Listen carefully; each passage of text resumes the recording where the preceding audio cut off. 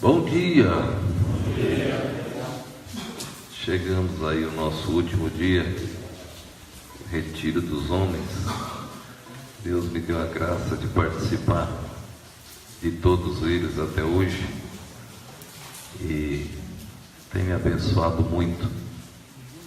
Fico feliz em trazer um grupo de homens. Nós não temos dificuldade com pregadores na igreja. Então sempre tem um grupo de seminaristas brigando para pregar. E nesta viagem, pela primeira vez, nós tivemos problema. Eu viajei no dia anterior, o pastor Fábio ficou para o culto na quinta-feira. E, pastor, quem será o pregador de domingo?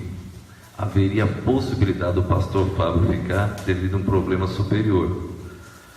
Aí foi resolvido.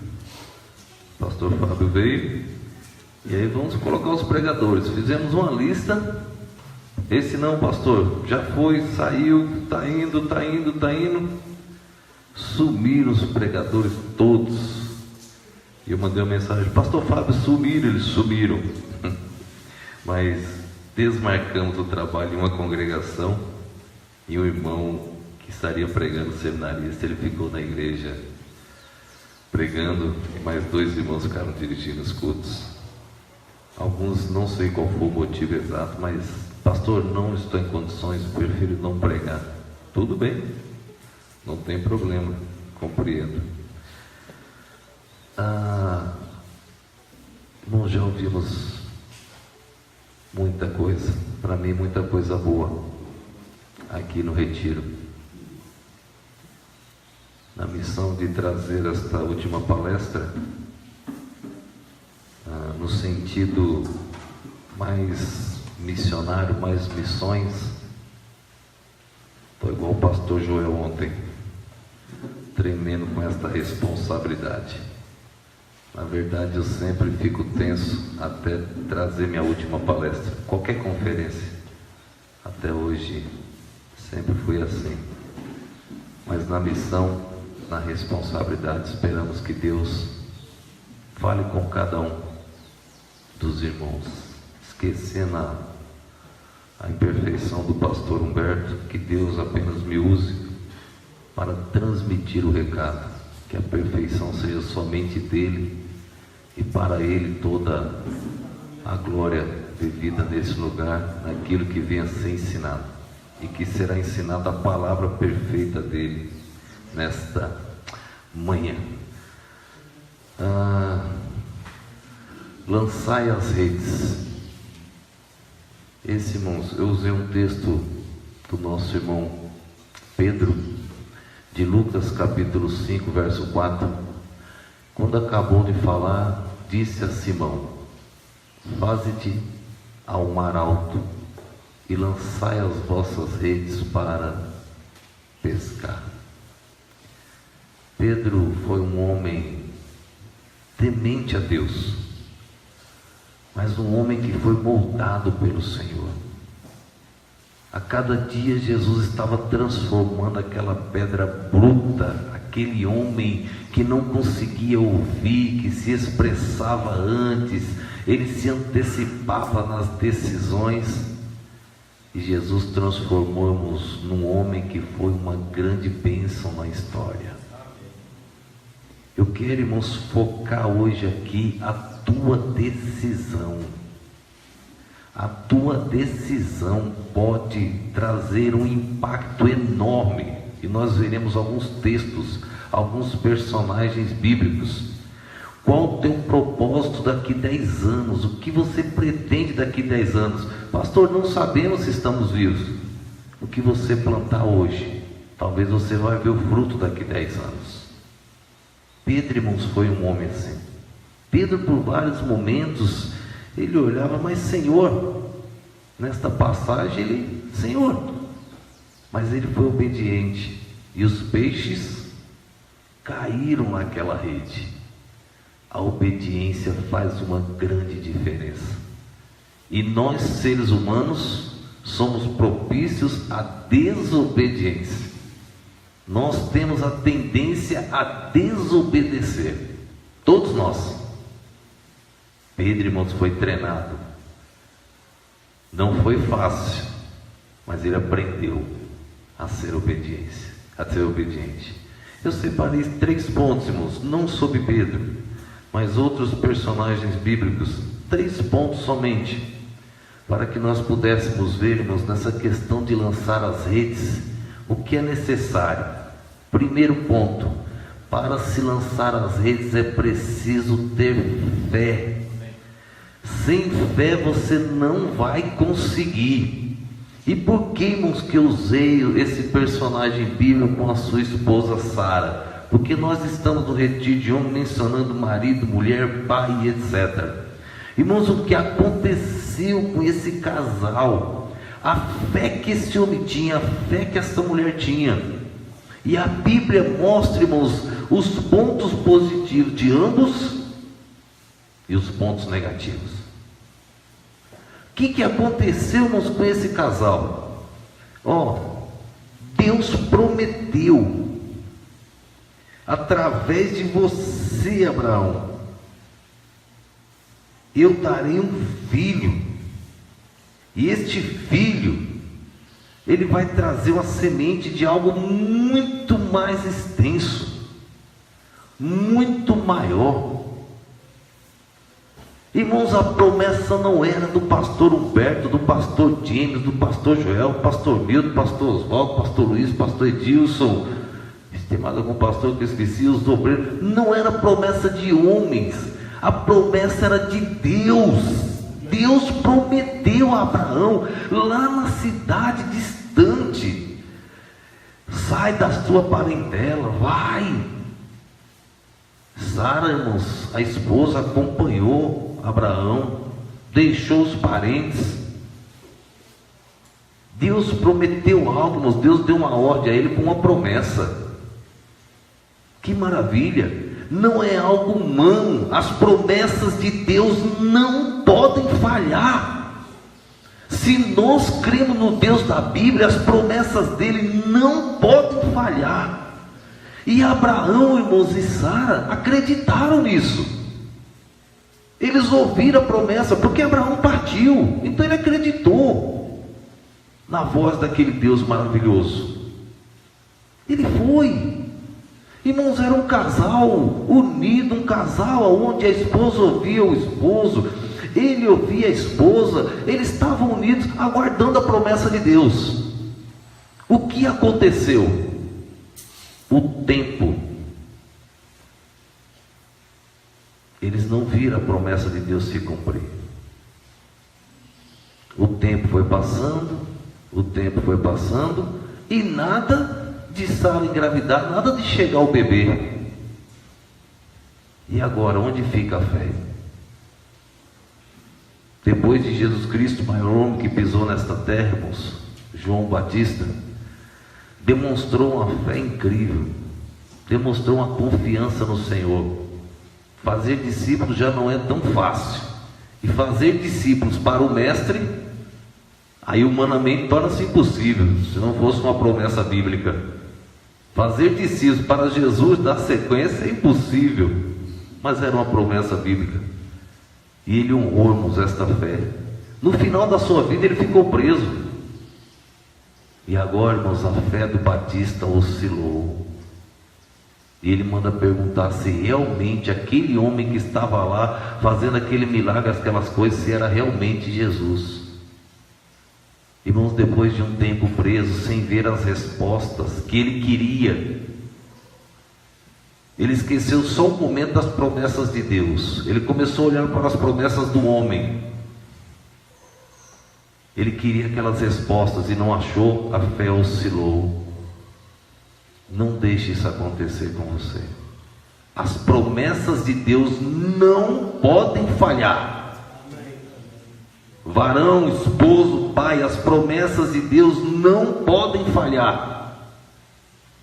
Não sei como se encontram seus filhos.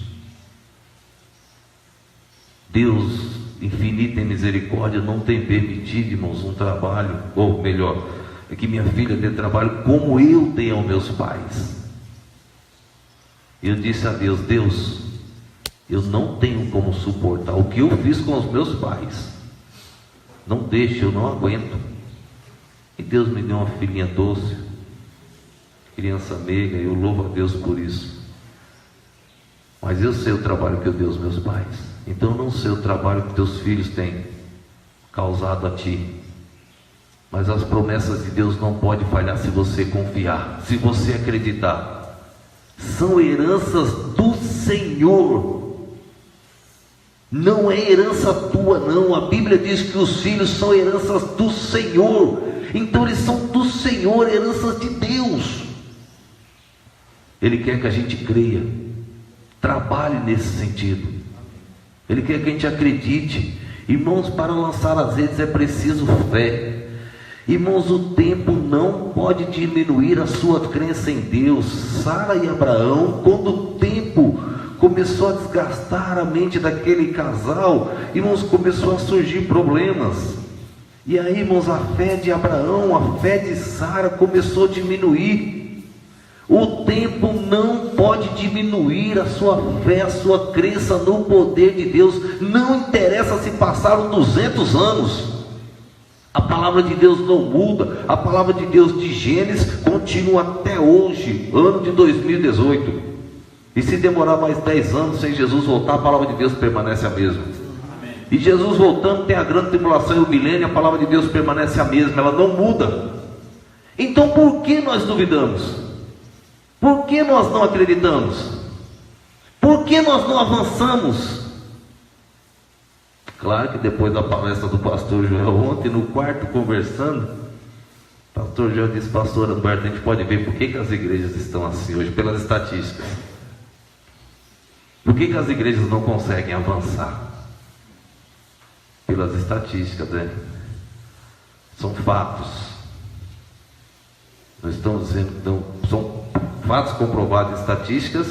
Estamos dizendo que está na vida de cada irmão, mas são fatos, estatísticas. Então a gente está vendo o resultado que as igrejas não estão avançando. Como pode existir fé numa situação como essa? É bíblico. O mundo estaria péssimo perto da volta, da convocação para a glória celestial. Mas, irmãos, nossa vida deve estar diferente. O tempo, irmãos, não muda as promessas de Deus. Deus tinha prometido um filho a Abraão e a Sara. Eles agora já estavam velhos. Nós não temos mais condições físicas, biológicas para ter um filho. Eu estou perguntando se vocês têm condições físicas ou biológicas. Eu prometi que eu vou dar um filho e acabou. Não quero saber da condição. Quem criou vocês? Quem é o Criador? Quem é que manda nas leis biológicas da natureza e física, etc? Sou eu. Então você não interessa a você, interessa que você tem que crer e acabou. Essa promessa, irmãos, foi passando quando Deus fez. Abraão tinha lá seus 80, 70 anos, Sara 65 aproximadamente. Os anos foram passando, irmãos, Abraão caminhando, aquele casal feliz, tranquilo, até ver as decepções quando a fé oscilou. Quando a fé oscila, você se afasta de Deus. Sem fé é impossível agradar a Deus. Sem fé, você deixa de crer nas promessas de Deus e começa a acontecermos tragédias na sua vida. O tempo não anula as promessas de Deus. Aconteça o que acontecer, as promessas de Deus irão se cumprir. As duas testemunhas virão, está lá claro no livro de Apocalipse.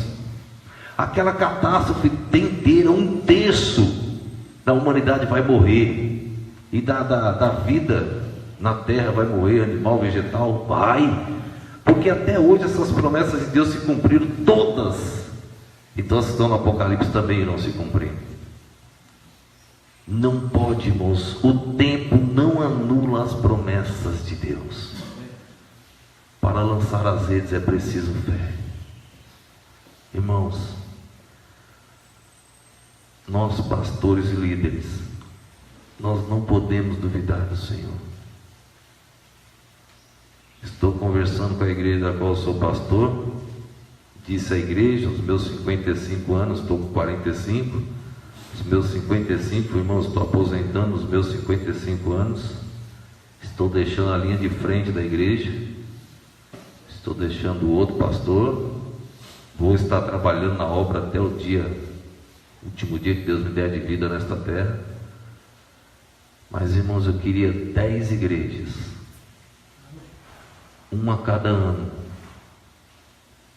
Nós não temos condições, mas nós temos Deus. Amém. Começamos uma este ano e falei com a igreja do ano que vem, pastor, ainda está acertando os detalhes dessa. Falei, então, já estamos projetando a outra do ano que vem. A igreja já aceitou. Eu já falei 2020, falei, irmãos, 2020 já seria a terceira. Graças a Deus a igreja tem entendido que deve aceitar, porque são bênçãos para a igreja. Haverá muito trabalho, sim, muita dor de cabeça, sim, mas haverá condições. Eu me aposento com meus 55, próximo pastor da sequência assume o restante da dor de cabeça. Talvez estaria livre, irmãos, para ajudar nas 10, não na linha de frente, com o outro na linha de frente ali, dando sequência nos trabalhos. Pastores, nós não podemos duvidar de Deus. Abraão e Sara, a fé, irmãos, deles oscilou e eles desacreditaram do poder de Deus, da promessa de Deus. Isso é perigoso. Não deixe isso acontecer com você. Irmãos, para lançar as redes é preciso tomar algumas decisões. E essas decisões, irmãos, precisam ter muita cautela. Podemos tomar decisões erradas. Sara, irmãos, tomou uma decisão.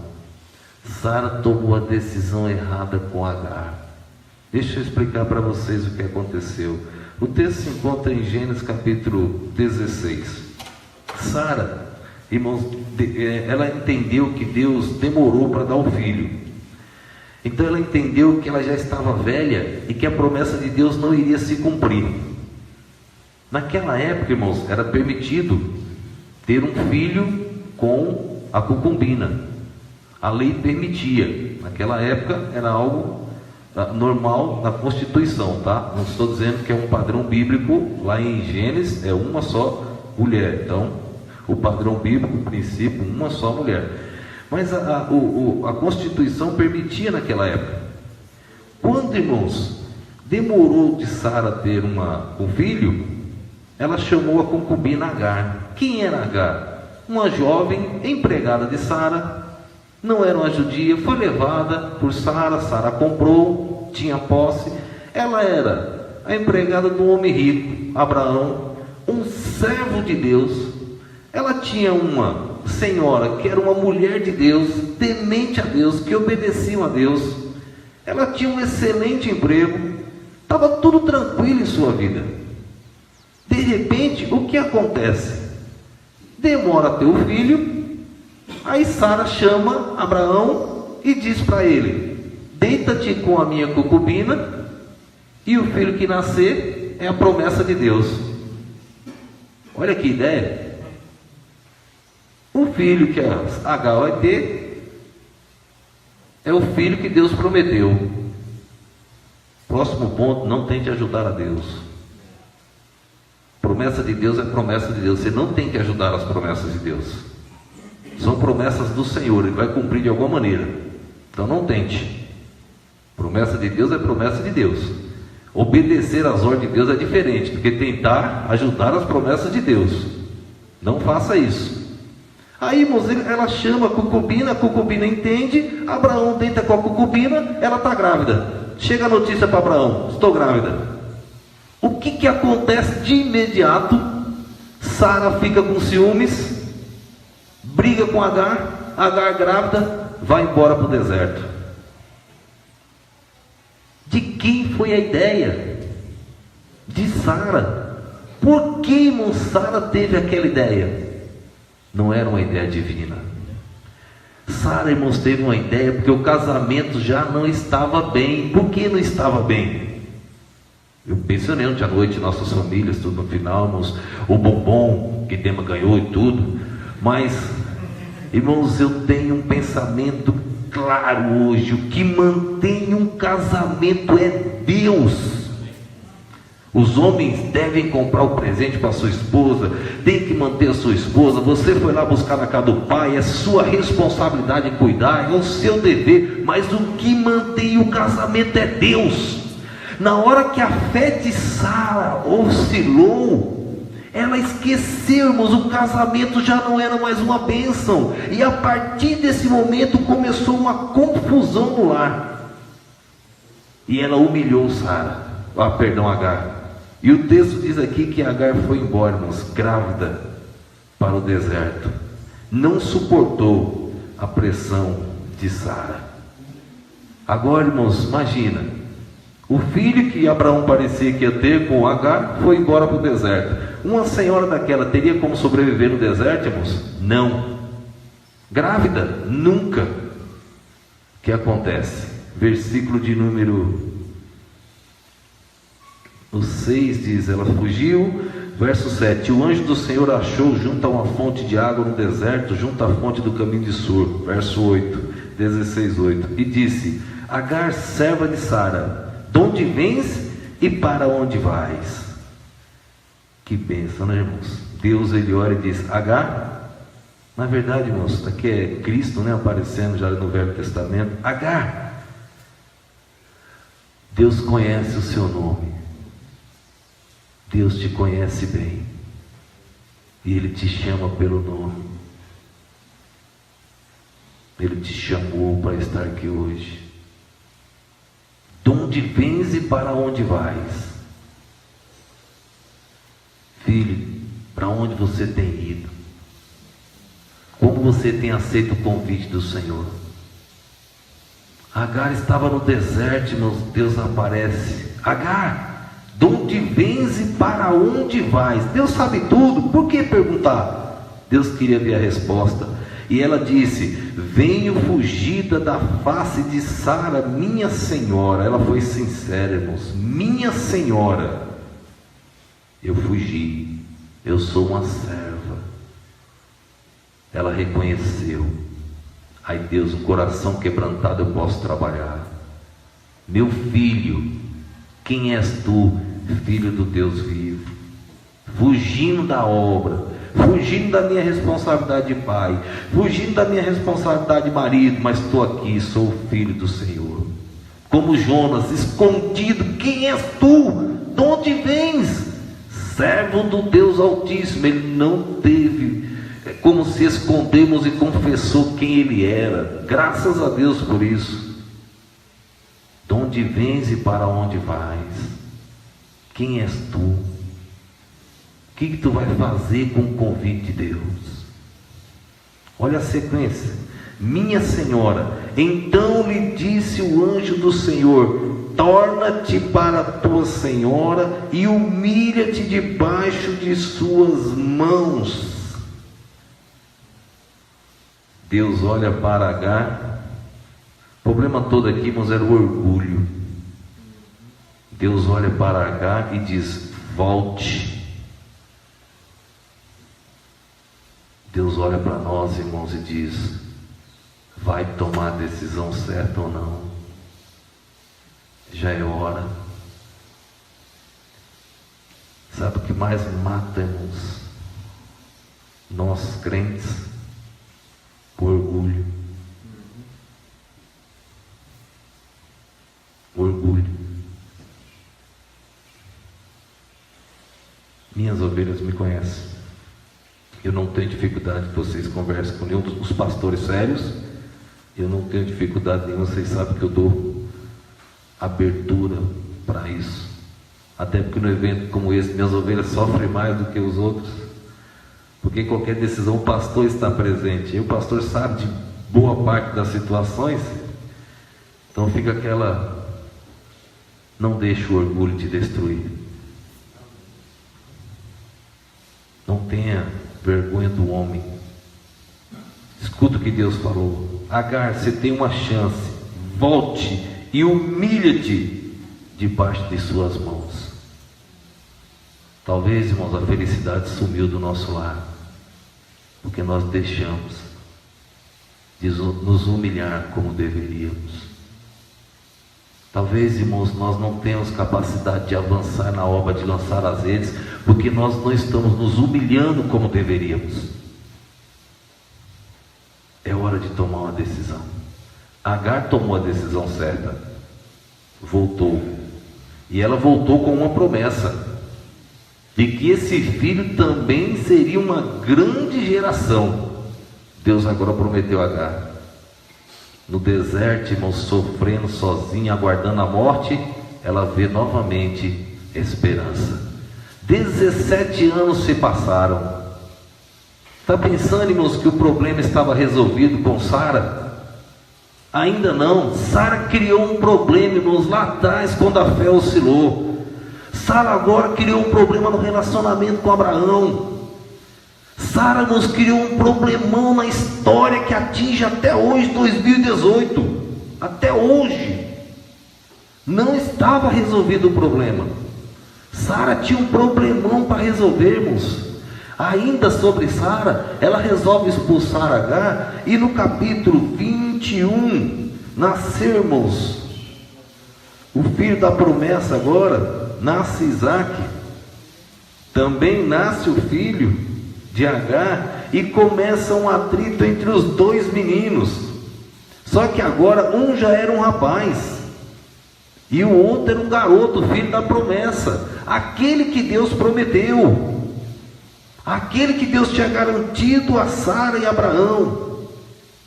Chegou a hora, a promessa de Deus não pode falhar. O menino nasceu e Abraão resolveu dar um banquete. Ele diz aqui na festa, para desmamar o menino, era um costume.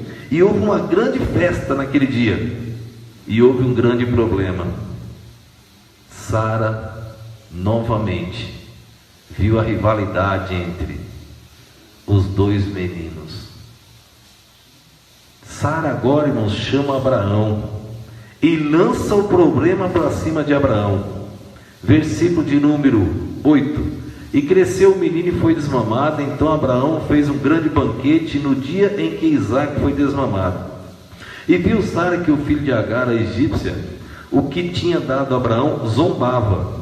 E disse a Abraão: ponha fora esta serva e o seu filho, porque o filho desta serva não herdará com Isaac, meu filho. Sara chama Abraão e diz para ele: Abraão, manda Agar embora com seu filho. Mas era filho de Abraão também. Não era só filho de Agar. E Abraão criou um carinho por aquele menino. E agora Sara joga a culpa para cima de Abraão. Sara esqueceu que ela que tinha causado todo esse problema lá atrás, quando chamou Abraão para se deitar com a serva. Ela esqueceu disso. Olha como estava o relacionamento conjugal entre Abraão e Sara. E agora como é que Abraão tomaria uma decisão desta, mandar o menino embora? O texto diz que era para ele ouvir a voz da esposa. Ele ouviu e ele mandou o menino embora. O texto diz aí que ele preparou um odre de água e mandou o menino e sua esposa para aquele deserto afora, peregrinar. Irmãos, era sabido que não haveria condições de sobreviver com pouca água e pouco alimento. E aí o texto diz, irmãos, que Agar estava deitada com o menino no deserto, e ela viu um arbusto, buscou suas últimas forças. O menino enfraqueceu primeiro, buscou suas últimas forças, arrastou o menino ali e se distanciou um período para não ver o garoto morrer. Ela não queria ver o menino morrer. Naquele instante, ela escuta a voz de Deus novamente. Verso 17. E ouviu Deus a voz do menino, e bradou o anjo de Deus a Agar desde os céus e disse: que tens, Agar? Não temas. Como é gostoso ouvir isso. Não temas. Não temos comida, não temos água, não temos mais nada. E Deus disse: não temas. Irmãos, nós não precisamos de nada além de Deus. Deus suprirá as demais coisas, se nós obedecermos. Deus olha para Agar: não temas, porque Deus ouviu a voz do menino desde o lugar onde está. Ergue-te, levanta o menino e pega-lhe pela mão, porque dele farei uma grande nação. E abriu-lhe Deus os olhos e viu um poço de água.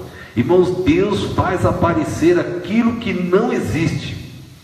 Na verdade, o primeiro verbo, irmãos, da Bíblia em hebraico, que o irmão me perguntou esses dias, o verbo bará, ele significa criar Deus, Deus criador. Mas ele significa, irmãos, que Deus traz à existência aquilo que não existia. Deus criou o mundo do nada. Deus pode criar um ser humano do nada. Deus é Deus. Deus criou, irmãos, um poço ali. Abre os olhos e olha, tem um poço. Ela não enxergava mais nada, irmãos. Não havia mais esperança humana, mas havia Deus. E Deus agiu. E ela levantou, tomou água e sobreviveu com o menino e foram embora. Para se lançar às redes, irmãos, é preciso tomar decisão. Sara tentou ajudar a Deus. Ela tentou pegar a sua serva. Vamos dar uma ajudinha aqui no Senhor, porque Deus está demorando com a promessa dele. Vamos fazer algo. Não tente fazer isto. Samuel disse para Saul: aguarda, e eu chegarei para oferecer o holocausto. Ele não esperou. E sabe o que ele respondeu para Samuel? O povo estava se dispersando. Eu não sei se eu não faria o mesmo, viu? E eu resolvi oferecer o holocausto porque eu consegui segurar o povo. Mas Samuel disse: mas eu te dei essa ordem? Não. Por que você fez? Tentou ajudar Deus. Lembra quando aquele homem tentou segurar a arca? A arca bateu, ia tombar, ia cair, vou segurar. Morreu. O que o homem fez de errado? Mas pastor, a arca ia cair, ele segurou. Ele sabia que não podia tocar na arca. Ele sabia disso. Não era um gentil como nós, era um judeu que conhecia bem. Ele sabia qual maneira de conduzir a arca, de carregar a arca. Ele sabia como Deus ensinou isso. E ele foi e encostou sua mão. Mas o pastor, ele fez o certo aos olhos humanos, não aos olhos de Deus. Viu do pastor James? Você é bom? Sou. Começa a se fazer alguns questionamentos bíblicos, você vê que você não é bom. Nenhum ser humano, não há nenhum justo sequer. Não tente ajudar Deus, não vai dar certo. Por último, para se lançar às redes é preciso saber que as decisões do presente afetarão o futuro. As decisões que você tomar nesse retiro afetarão o futuro. Tenho ensinado na igreja, um adolescente me repreendeu: pastor, o senhor já disse que o amanhã não existe? Eu não existe. Verdade. O amanhã não existe. Amanhã é segunda-feira.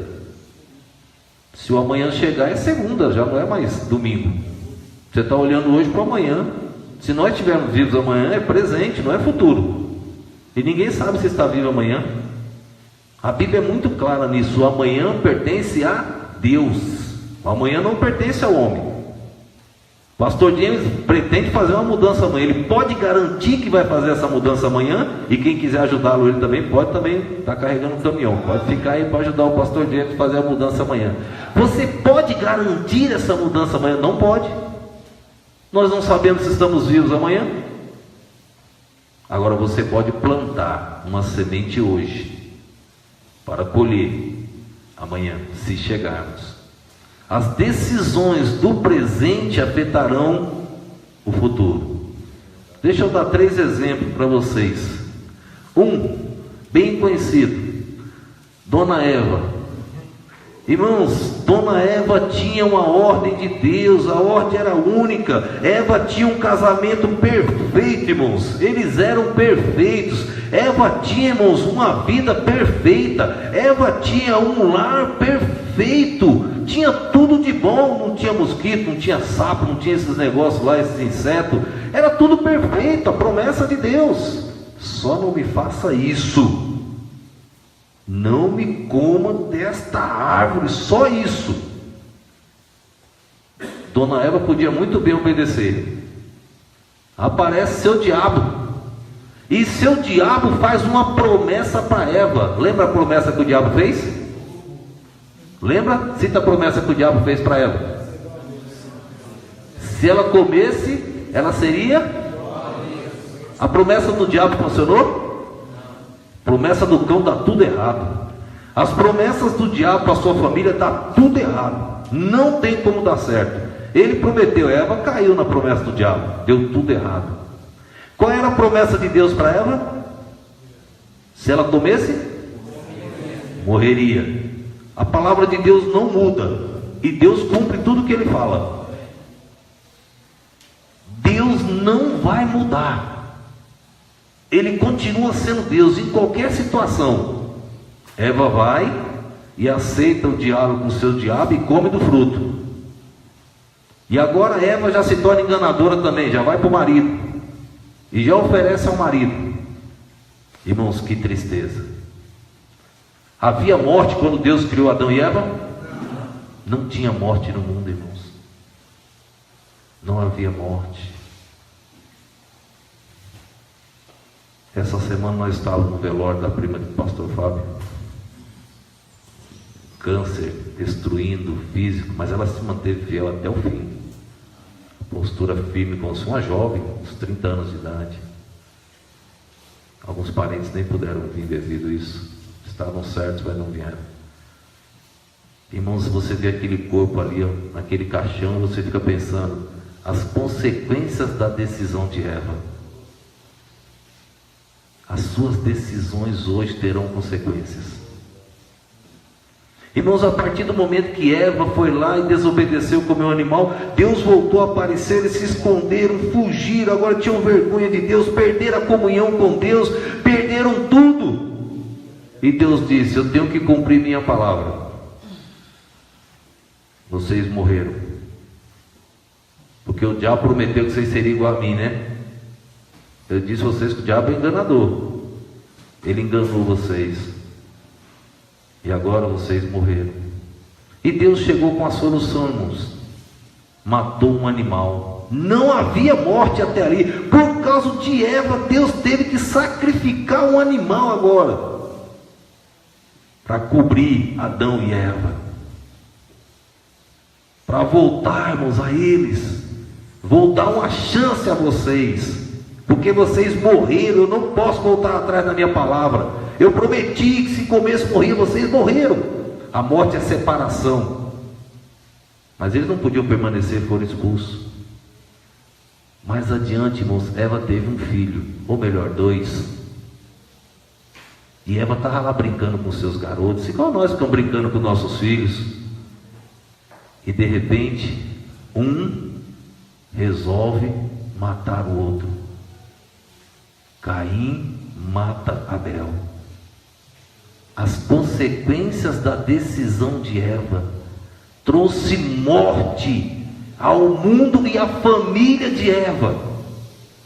Ela agora via o filho morto, e ela lembrava, por causa da minha decisão lá atrás, eu trouxe morte à minha família e a toda a raça humana. As suas decisões trarão consequências, hoje e no futuro. As decisões de Sara, irmãos.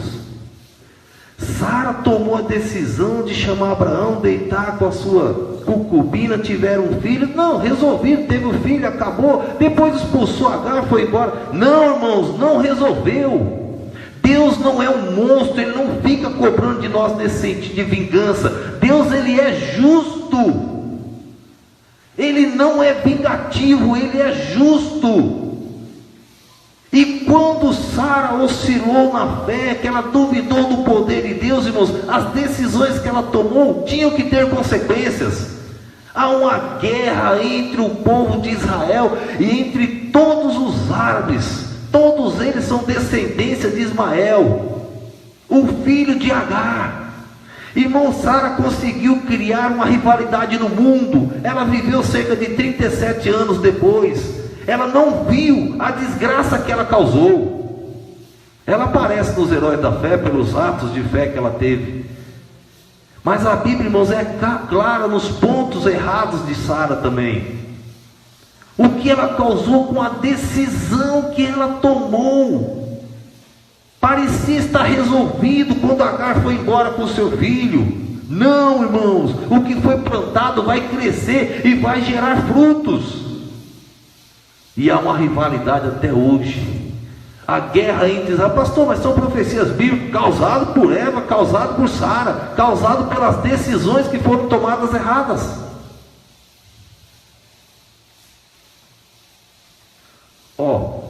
Na genealogia de Jesus, existem algumas pessoas, existe uma prostituta Raabe, aquela Bíblia menciona como prostituta mesmo. Existe uma outra que não era judia, Raabe também não era. Existe uma chamada Ruth. Quem era Ruth? Tinha uma sogra moabita, Noemi, e morreu o marido de Noemi, porque elas gostavam muito da sogra. E morreu também o esposo de Ruth e da outra nora, que era órfã. E aí Noemi continuou com aquelas mulheres, e chegou numa certa jornada, ela disse: olha, eu vou voltar para minha terra, e vocês caminham, vou embora, porque eu não tenho mais nada a oferecer a vocês. As duas choraram, o texto diz, e continuaram juntas. Mas aí a sogra foi mais dura e disse: não há como continuar, vocês têm que tomar uma decisão. Eu não posso dar mais filhos a vocês, eu já sou velha, e se eu pudesse dar filho, quando eles tivessem idade de casar, como seria? Não há mais condições. Orfa tomou uma decisão. Orfa tomou a decisão, irmãos, de voltar para a sua terra. Você nunca mais viu falar desta mulher. Nunca mais. E Ruth tomou a decisão certa. Você encontra ela na genealogia do Senhor Jesus Cristo. A decisão tomada lá atrás influencia lá adiante. Qual a tua decisão? Qual a tua decisão com a tua família? Qual? Por último, esta mulher também tomou uma decisão. Era uma judia, órfã, foi criada pelo primo, chamado Mardoqueu. Ele separou, foram levados. Naquela época era o rei Assuero, um homem rico, um bilionário. Diz que no seu palácio tomava-se todas as suas bebidas em taças de ouro, e não se podia tomar no mesmo copo, era outro copo. Governava em torno de 120 províncias, entre a Índia e a Etiópia. Era um homem rico. Tinha uma rainha chamada Vaste, desobedeceu ao rei, e o rei descartou: não quero mais, traz outra. E aí apareceu Esther, disse que era uma mulher bonita, formosa, e ela tornou-se rainha. Com poucos anos no seu reinado, aparece um homem de confiança do rei Assuero, que odiava Mardoqueu e os judeus. Por que ele odiava os judeus e Mardoqueu? Ele deu uma ordem que todo mundo teria que se dobrar diante dele. O homem chamava Amã. Ele deu uma ordem: todo mundo tem que se ajoelhar diante. Quando eu passar, todo mundo tem que se ajoelhar. Mardoqueu disse: eu não, eu sou judeu, e o judeu não se dobra, irmãos. A única vez na história, a única vez, o judeu se dobrou foi na crucificação do Senhor Jesus. Eles gritaram que o imperador era o rei deles, um que não era judeu. O ódio era tão grande contra Jesus que gritaram que o imperador era César. Não dá para entender. Eles morriam, eles não se entregavam, eles não se dobravam, eles pagavam com a vida. Por tantas outras situações, com Jesus eles se dobraram. Mas Mardoqueu, irmãos, diz: eu não vou me ajoelhar. E a mão passava, todo mundo se dobrava e Mardoqueu lá: não, eu não. E aí, irmãos, a mão foi criando um ódio. E aí Esté ficou sabendo o que é que está acontecendo com meu primo e mandou perguntar. E aí Mardoqueu disse para ela: você não está sabendo? Assuero não sabia que Esté era judia. Ele não sabia. Aí ele disse: você não está sabendo? Não. Amã fez um decreto e pediu para o rei assinar que vai destruir todos os judeus da face da terra. E Assuero assinou o decreto. Ele viu como bom, inclusive Mardoqueu. Aí Esté: tá bom, e o que eu posso fazer? A Mardoqueu disse: se você não fizer nada, você está pensando que você vai escapar? Você também é judia. Mais cedo ou mais tarde ele vai descobrir qual é a sua nação, e você vai morrer também. E ela: mas eu faço o que, Mardoqueu? Não sei, eu sei de uma coisa: se você não fizer nada, Deus vai enviar o socorro em algum lugar, mas eu não vou me dobrar a esse homem, nem a Assuero, nem a ninguém. Vai até o rei e dá um jeito. Irmãos, ela tinha muitos obstáculos. Ela podia perder o posto de rainha.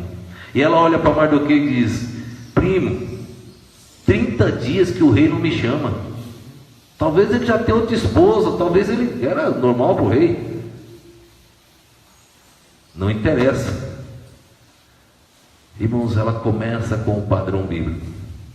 Ela convoca todo mundo e diz: vamos orar. 3 dias. Irmãos, tome a decisão certa. Começa com oração. Começa no padrão bíblico. Olha só o que ela diz no capítulo de número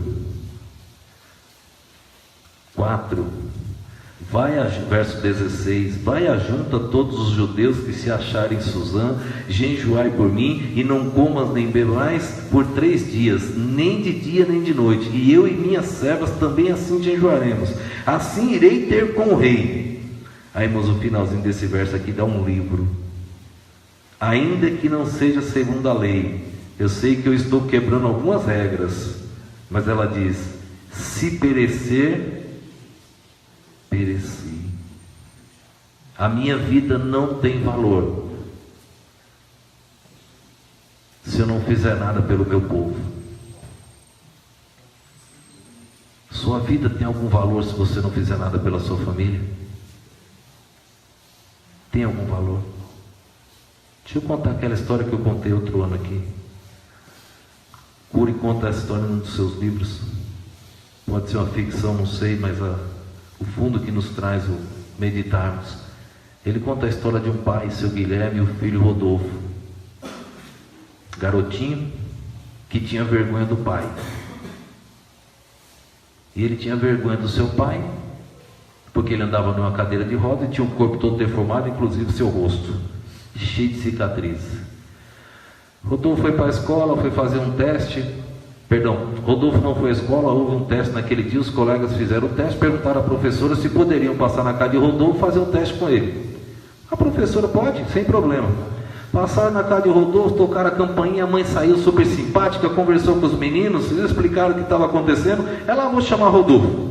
E saiu, foi no quarto, colocou os meninos na sala, eles entraram e ficaram ali conversando os meninos. Seu Guilherme sai do outro quarto. Quando o seu Guilherme sai e confronta os meninos tomaram aquele susto, aquele homem todo deformado, numa cadeira de rodas. Ele já tinha aprendido a conviver com a situação. Ele olhou e disse: eu sei que eu sou bonitão. Pronto, já conquistou os meninos. Todo mundo já olhou para ele, já deu risada, e começou a cair na dos meninos, naquela conversa.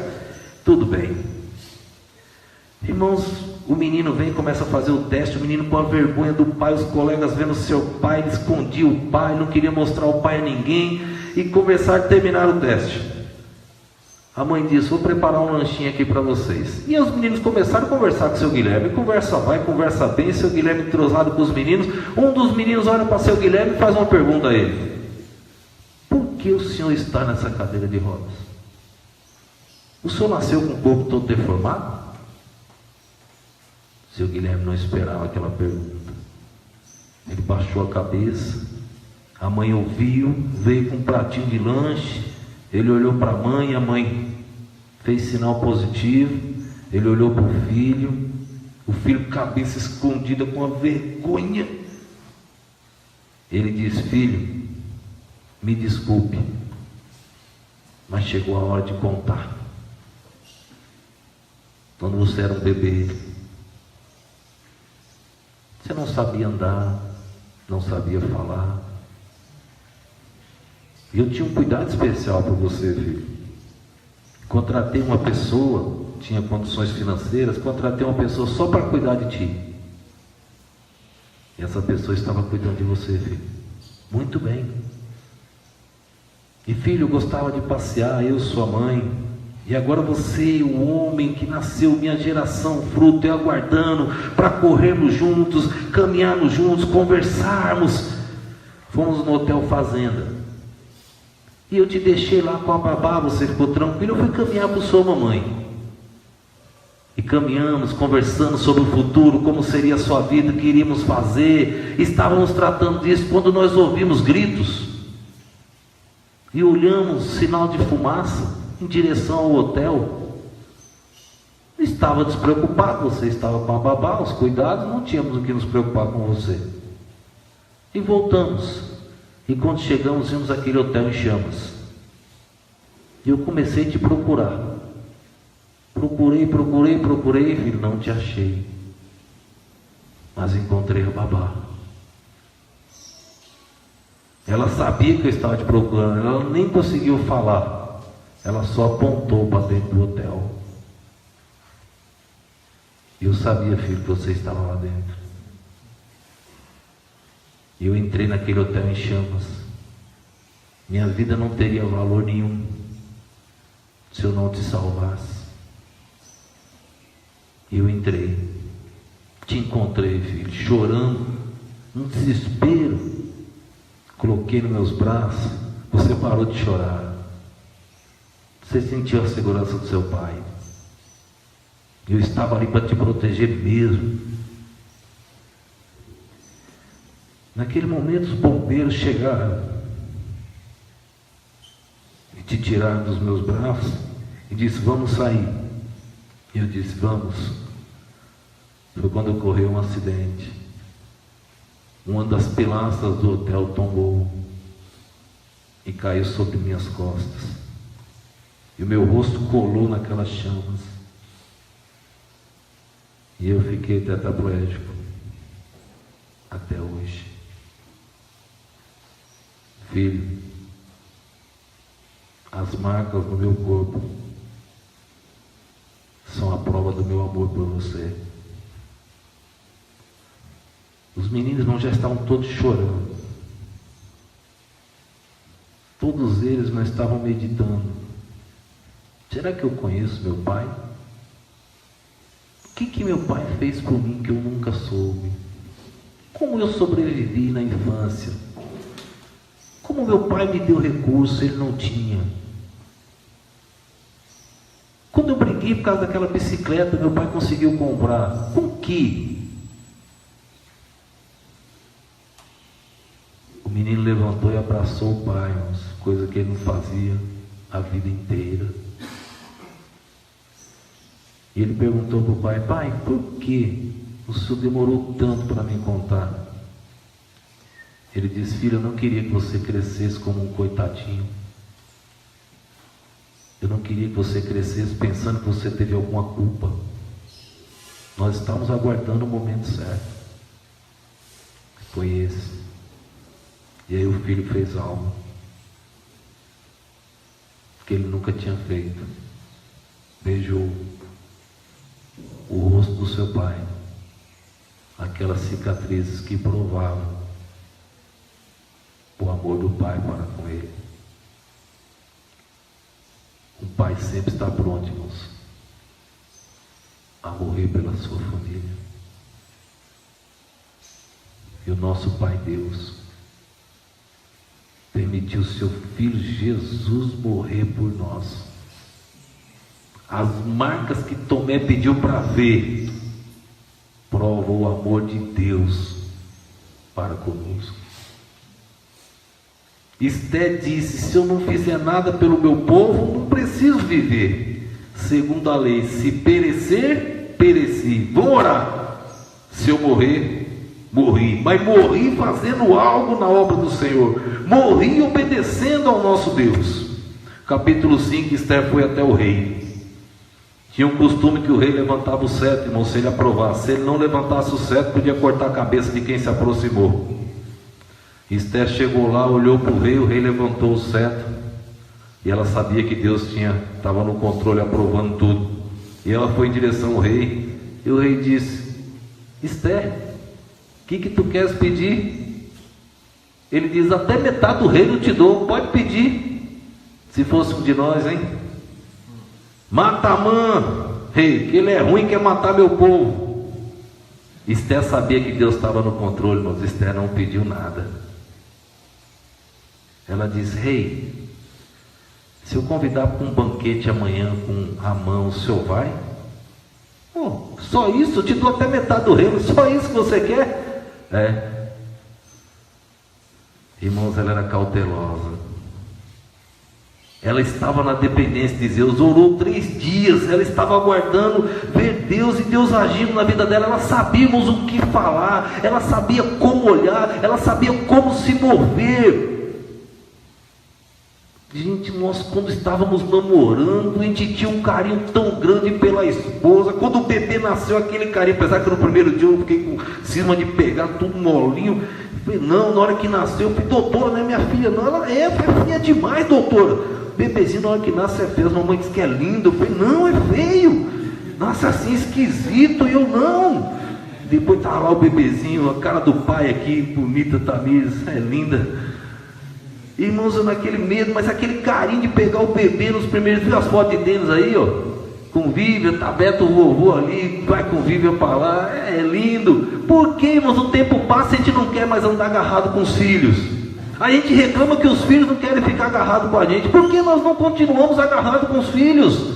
Por que nós abandonamos? Por que nós não estamos agora agarrados com nossas mulheres? Quando está namorando, todo mundo quer estar agarrado. Por que não agarra agora, depois que casou? É para andar agarrado. Agora que casou, que é para estar agarrado, que é uma só carne. Não pode largar, tem que estar agarrado. Volta, meu querido, está com um problema, chega lá. Eu vi a palestra, eu vim para cá, mas vim te agarrar porque tu é minha mulher. O irmão veio me procurar: ô pastor, o que eu faço? Calma, deixa de ser burro, rapaz. Vai lá agarrar tua mulher, não foi tu que escolheu, a tua mulher. Ou tu vai agarrar, se tu não agarrar, vai logo. Pastor, fazer isso mesmo, vai logo, ligeiro. Meu querido, aparece um problema lá, o sogro, tu para de agarrar a mulher. Aparece um problema da sogra, tu para. Aparece um problema do irmão, do tio, do vizinho. Que tua mulher, que o teu casamento tem a ver com isso? É culpa do cão. Nosso lar, nós tem que ser feliz. Nossos filhos, irmãos, tem que estar todo mundo junto lá. É uma família. Se perecer, pereci. Vou morrer pelo meu povo. E aí o rei diz: pode pedir. No outro dia chega o rei e Amã lá no banquete. Novamente ele faz a pergunta: Esther, até metade do reino eu te dou, o que é que você quer? O senhor pode voltar aqui amanhã para outro banquete? Ela não pediu, irmãos. Ela entendeu: não é a hora, não é o momento. Sabe o que aconteceu? Antes da petição de Esther, Deus agiu. No capítulo 6, naquela mesma noite fugiu o sono do rei. Ele não dormiu. E aí, irmãos, ele mandou pedir os livros das crônicas, as atas registradas. Ele estava sem sono. Eu vou ler aqui, ó, a história do reino aqui. E ele começou a ler. Sabe que página que ele leu? Te fizeram um atentado contra o rei. Queriam, era eu. Olha, tentaram me matar. Eu não estava nem lembrando mais disso. Aí vai passando. Aí surgiu um homem chamado Mardoqueu e denunciou. E a minha vida, olha, eu escapei por causa de Mardoqueu. Naquela noite que fugiu o sono. Ah, tá bom, já estou sem sono mesmo. Chama os empregados, vem cá. O que vocês fizeram com esse homem chamado Mardoqueu aqui? Ele foi beneficiado com o quê? Tinha uma forca pronta para ele morrer agora por Amã. O que ele foi beneficiado? Nada, Senhor. Por nada. O rei falou: pega as vestes reais. Esther não tinha pedido nada ainda. Pega as vestes reais, coloca neste homem chamado Mardoqueu. Ele estava lá agora vestido de saco de cinza lá, clamando a Deus. Veste esse homem e agora chama Amã. Amã era o chanceler do rei. Chama Amã. Pega o melhor cavalo, o cavalo do rei, coloca Mardoqueu em cima e sai passeando pela cidade. E Amã, você que vai puxar. Amã, quem é que vai levar o cavalo? Você. Está vendo o que acontece, moço, com ódio? Vingança. Como é que alguém pode ter ódio dos filhos, da esposa, do sogro, da sogra? As tuas decisões vão trazer a resposta no futuro. Haverá consequências. E lá sai Mardoqueu passeando pelas ruas a mãe Mardoqueu no cavalo com as vestes reais. Aí chega no outro dia, vai para o banquete. Diga, Esther, minha rainha, o que você quer? Ela diz: Senhor, chegou a hora de confessar que eu sou judia. Senhor, o Senhor fez um decreto para matar meu povo. Senhor, eles já fugiram, eles foram levados para o cativeiro, eles estão sofrendo. Por que, Senhor, destruiu os judeus? Eu sou judia, o Senhor vai ter que me matar junto. O rei olhou para Esther: quem foi o miserável, agora com minhas palavras, quem foi o miserável que fez esse decreto? Aí Esther falou: hora de falar. Amã, olha lá, o teu chanceler. Ele olhou para Amã, aí Amã, no rio. Pastor Fábio desinchou. Sabe o que ele fez? Amã correu, irmãos, a Esther saiu. Amã correu perto da rainha, se ajoelhou. Rainha, pelo amor de Deus, vou morrer. Inchou, já foi. Quem aparece na sala? Assuero. Olhou, está lá Amã pedindo para Esther. Assuero olhou: agora você quer iludir minha esposa? Aí gritaram: tem uma forca que ele preparou ali para matar Mardoqueu. Ele: pega esse menino. Aí diz que botaram um capô na cabeça dele, tiraram ele, pendura ele naquela forca lá, que eu quero ver ele com as perninhas balançando lá, bonitinho assim, ó, pendurado. As decisões que você tomar hoje vão afetar o futuro. Sara tomou uma decisão errada. Há uma guerra entre Israel e os árabes até hoje. Eva tomou uma decisão errada, o pecado entrou no mundo, irmãos. Esther tomou uma decisão certa. 30 anos depois estava Neemias reedificando os muros de Jerusalém. Se Esther não toma aquela decisão, os judeus seriam exterminados. Irmãos, 400 e poucos anos depois nascia quem? Jesus Cristo. De quem? De uma judia. A raça que Deus separou. A decisão de Esther nos manteve os judeus vivos. A decisão que você toma, a semente que você planta hoje vai afetar o futuro. Irmãos, a semente que nós plantamos hoje, irmãos, coragem junto com nossos líderes, de implantar uma nova igreja, um novo trabalho, vai afetar o futuro. É a hora. E nós vamos aguardar mais o quê? A decisão que você toma hoje, Deus olhou para cá e disse: volte para a sua serva, humilha-te.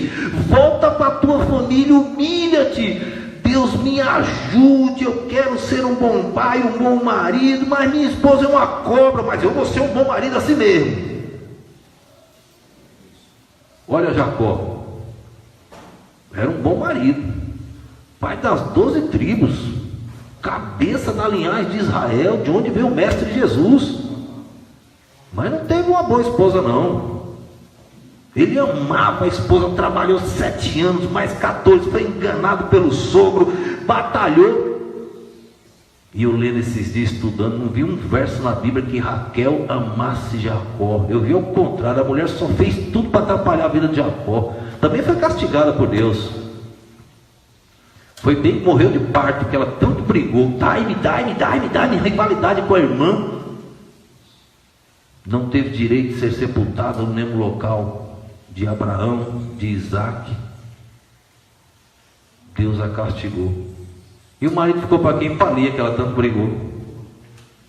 Nem a genealogia de Jesus não veio de Raquel, veio de Lia, a primeira, a primogênita que foi dada a Jacó. Mesmo que sua esposa seja ruim, seja um bom marido. Deus chamou para ser um bom marido. Quem foi que recebeu a recompensa? Jacó. E os filhos são heranças do Senhor.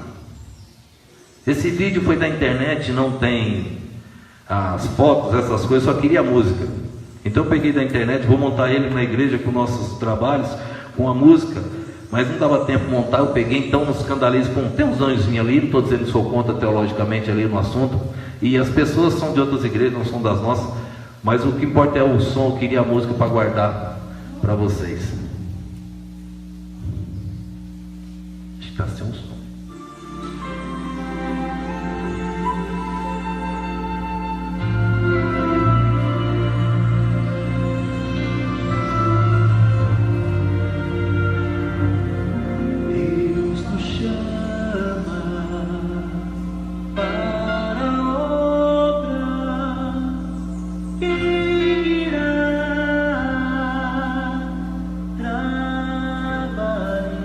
Quem irá trabalhar?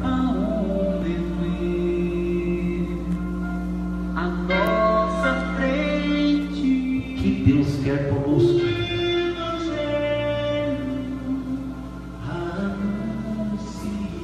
Nossos filhos, nossa família.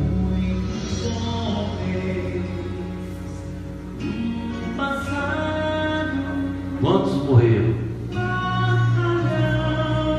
Esther disse: perecer, perecer. A vida não tem valor se não ajudar meu povo.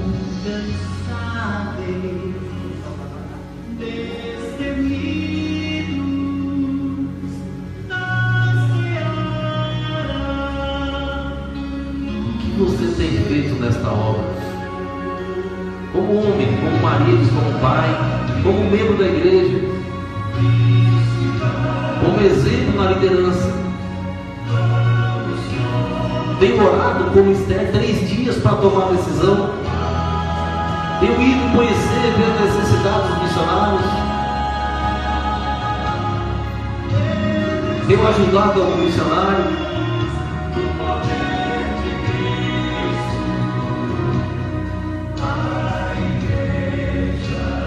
Sem mim e sem você, tenha certeza, a promessa é para a igreja. Ela não vai ser destruída. Agora nós podemos fazer parte, bem firmes juntos ali. O homem pode ser destruído da igreja do Senhor.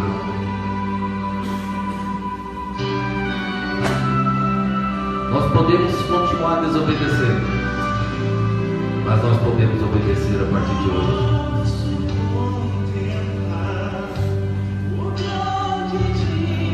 Momento especial, encontrar os nossos irmãos do passado e toda a história, toda a promessa de Deus, mas também será um dia triste, separação para o inferno para sempre de todos aqueles que não têm Jesus. Pode até ser nossos parentes.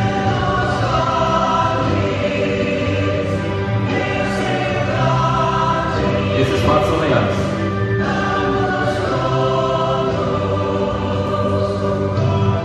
São vídeos da voz dos mártires.